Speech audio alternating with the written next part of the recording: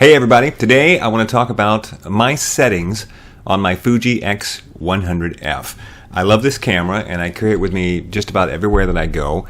And one of the things that I love about it is that you can change all of the buttons and dials and make them do pretty much anything that you want them to do. You really can't have too much customization when it comes to a camera. I don't think anybody ever said, I just hate the fact that I can make this camera be exactly what I want it to be. That's just not something you ever hear. So it's wonderful with this particular camera that you can customize all of the buttons. And so I think a lot of people get a little overwhelmed by all of the customization options and what should they set their buttons up to. So I've tried a lot of different things and I've finally gotten into a rhythm with it that I like. And I thought I would share with you exactly how I have my Fuji X100F set up. So let's go. One of the big goals of setting up the buttons on the back of the camera is to fix it so that you never have to go into the menu system. I really don't like to go into the menu system if I can avoid it. I prefer it if everything is right on the outside of the camera. Okay, the first thing we want to talk about are the buttons on the back side of the camera. There's 4 on the dial on the back of the camera, and the top button you can't change at all. That's the drive button, and it's stuck there, and I don't think I ever use it, which is one of the little things that bothers me because they made the whole camera customizable and then they gave me this one button that's not customizable, and it happens to be something that I very infrequently have to mess with, and I wish that I could make it something else. But that's okay because the other 3 buttons are customizable and they weren't customizable on the past iterations of this camera. So here's what I've got them set up to do. The first button, the one to the left, is set up for my film simulation mode. So one of the great things about this camera is all of the wonderful Fuji film simulations, and I'll tell you the truth, I'm a guy who always shoots RAW and has always shot RAW as a professional photographer with my Canon gear, but with this Fuji I tend to shoot JPEG all the time. One of the reasons is that I use this Fuji for street photography and for vacations, and I don't want to have to mess with images when I get home. Sure, I lose a little bit of potential because I'm not shooting in RAW, but what I gain is I gain the fact that I will take more pictures and I will quickly transfer them to my phone using the Fuji software and then get them online, and I'll just generally have more fun. The less work I can take out of the whole process, the more likely I am to have fun and take pictures for the sheer joy of taking pictures. So I love to use the film simulation modes. My most popular modes would have to be the Acros black and white mode with a green filter on it, which works just great for black and white images, and I use that one probably more than anything else. I think it's kind of interesting that I tend to shoot in black and white a lot when I use this camera, but I just find that I really love black and white. I don't get to do it enough in my professional work, and so I kind of use this camera as an opportunity to indulge that. And the other one that I just love is Classic Chrome, and they introduced Classic Chrome just recently to their lineup, and it's called Classic Chrome because they can't call it what it really is, which is Kodachrome. And it's got those nice soft muted colors. The blacks are done a little bit different, a little bit of work in the shadows, but it really does a good job of reproducing what classic Kodachrome film looked like. And if you're someone of a certain age, basically Kodachrome film is the picture of your life. It's your childhood. Your entire childhood was captured on Kodachrome film, and so your memories exist in Kodachrome. Paul Simon wrote a song about it. It's pretty awesome. The second button, the down button, the one on the south side of the dial, I use that for face detection setting. One of the great things about this camera is that it does have the face detection software, and it can detect your eye and focus on your eye, and I love that because it gives you the opportunity many times to take pictures without having the camera up to your face at all or without even looking at the camera, which is wonderful when you're standing with a group of people and you're just having a conversation and you're actually taking pictures the whole time and they don't know it. It enables you to really get some candid stuff, which I really love to do. And so I will frequently use the face detection setting to let the camera grab focus for me. Sometimes I use it, and then other times I don't, and this just makes it easy for me to quickly make a choice between those two. The button to the right, the east button, as you might call it, is really particular for me because I think a lot of people don't use these settings the way that I use them, but I use auto ISO a lot with this camera. It's very rare that I'm shooting with a flash. I'm usually shooting in an auto mode.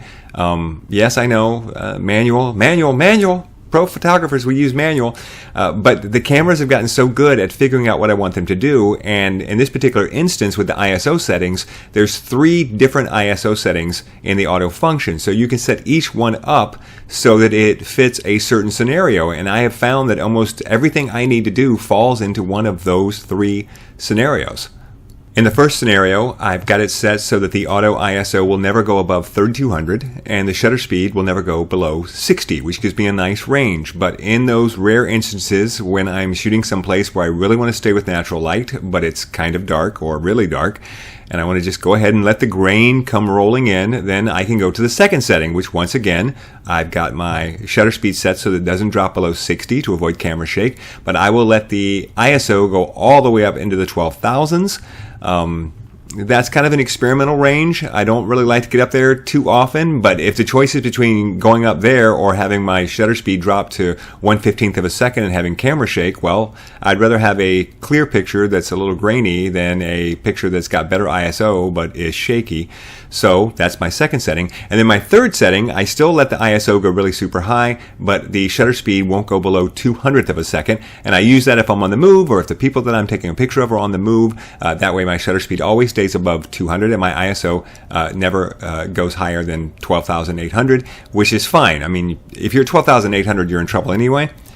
So, it's experimental to say the least, but I still love that I don't have to mess with the ISO and I don't really have to mess with the shutter speed very much when I'm using this camera. It's really just all about deciding what aperture that I want to shoot at, and then I let the camera do the rest.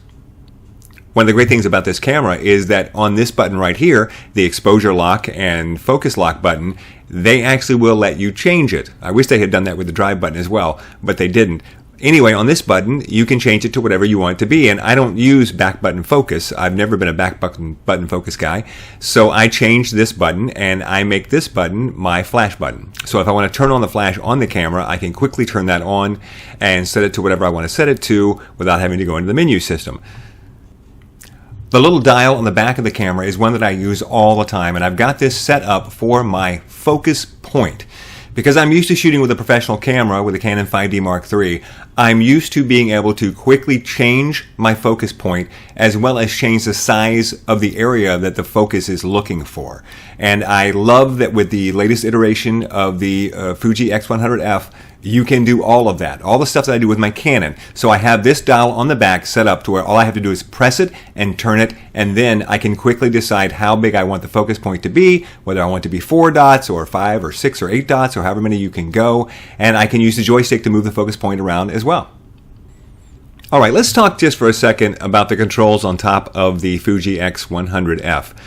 I, like you, love these big, hard metal manual dials. They make the camera look fantastic. I mean, let's face it, it's probably the most beautiful camera that you can buy right now, and I love these dials.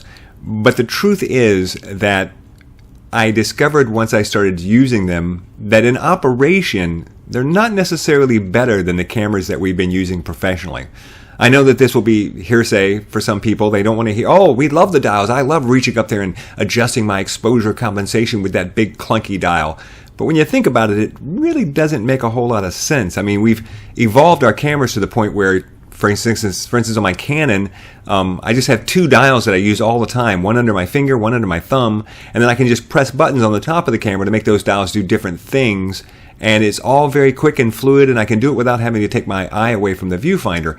And with the Fuji, as much as I love these dials, they're just not as fluid for me if I have to reach up, especially if I have to reach up and change the ISO, which has got, you got to pull up the little thing, and it's a great idea, Fuji. I mean, I like it. I like being able to change the ISO right there on the outside of the camera, but most people will tell you that this dial really isn't working very well. It's just too cumbersome and it's too hard to get a hold of. The shutter speed dial is the same way. And the biggest problem that I have with these dials is that if you're not wearing reading glasses, you can't read them. I mean, I guess if you're young, you can, but if you're my age, you can't read them without a reading glasses. So I've got to hold the camera up to my eye in order to see the electronic viewfinder and see what those settings are. And if I'm doing that, then it kind of defeats the whole purpose of having these big marked dials on the outside of the camera. So one of the things that I did with this particular camera is that I set it up so that when I've got my ISO in auto mode and I've got my shutter speed in auto mode, I can take my exposure compensation wheel and set it to the C position. And this is a standard setting on the camera. I think it comes from the factory this way. So if you have your exposure compensation in the C position, then the dial on the front of the camera becomes your exposure compensation dial. And it's just, I'm sorry, it's just better. I know that there are people who love reaching up there and clonking that big dial around when they want to go +1 or -1, but it's not nearly as smooth as just using the little dial on the front of the camera to change your exposure compensation. And the great thing about this is if you press that button in on the front of the camera when you're in this mode, it will then set your ISO. So you can exposure compensation using that dial. You can press it and change your ISO. If you're in a position where the ISO, automatic ISO, is giving you an ISO that's just a little too high and you want to come back down, you want to force it down, you can quickly do that without having to take the camera away from your eye. So that's how I have my setup all the time, because it just works better for me. And I sometimes feel like I'm a traitor to Fuji because I'm not really using the big clunky dials that they put on top of the camera as much as I love them, and I do love them. Please don't take them away. But the truth is, I used it that way for a long time, and then I went and shot a gig with my Canon cameras and realized it is just smoother and more convenient to use the dials that are under your fingers than it is to reach to the top of the camera and have to grab a dial with 2 fingers in order to move it. So the little FN button right here also can be customized, and I have this one set to my neutral density filter. This is a great thing about this camera. The built-in 3-stop neutral density filter, I didn't think I was going to really use it that much when I bought the camera, but I find now that I do all the time. And many times when I'm shooting in really bright sunlight and I want to get a shallow depth of field, and so I'll crank that neutral density filter up in order to get that. Now, to be fair, one of the reasons you have to do that is that the Fuji shutter speed doesn't go as high as it does on many professional cameras, so you run into that wall that you can't get past. You can't get the shutter speed to go over, say, a 2,000th of a second. I think if you're shooting wide open, you can't shoot faster than 2,000th of a second. And so you've got to use the neutral density filter, whereas if you were using, say, a Canon or a Nikon, you could probably go to 4,000th or even an 8,000th of a second, and you get 2 stops right there. But the fact is, I love it, and I use it all the time, and I have it mapped to that button. And of all the buttons on the camera, that's the one that I am most likely to change. That's the one that I find from time to time if I'm doing something, I'm working with the camera, and I find myself going into the menu system a lot to use something, then I'll experiment with it, and I'll say, well, let's put that on the FM button for a while and see how that works. I've tried a couple of different things there, and right now it's the neutral density filter, but at some point in the future it might be something different. That's the great thing about this camera, is that you can make it whatever you want it to be and then change it anytime you want to. My front dial, the focus dial, I have the focus dial set up so that it is the auto zoom, you know, the digital zoom that comes built into this camera. And the digital zoom is pretty good. I don't think the full 70 millimeter zoom is that great, but the one-stop zoom to 50 millimeters is pretty good. And they have a built-in algorithm which they say is better at upscaling the image than it would be if you were to just crop the image. I don't know if that's true. It does help you if you're trying to shoot macro and trying to get really close. You can just pop that to 50 millimeter. And the other thing that's great is if you had the older version of the camera, for example, I had the F100S, the file size of the zoomed in 50 millimeter digital zoom picture is the same size as the full size pictures were on the F100S. Okay, are you with me? So when you zoom in and use digital zoom, basically you've just turned your camera into the S. And the S was a great camera, and I loved that camera full size. So you're not really losing a whole lot. I mean, yeah, you're losing megapixels, but because the megapixels to begin with are so much bigger on this camera than the previous models, you know, it's still fine. And it's a nice little feature. If you have pressed the shutter button down, press the shutter button down just a little bit to start your focus, then if you turn that dial, it automatically manual focuses. And I think that that's something you have to set inside the menu system of the camera. I'm not sure, but I know I've got mine set up that way, and I do find that that's convenient. I try to avoid using manual focus all the time because I think, why would we go back to the dark ages? Why would we go back to the film days?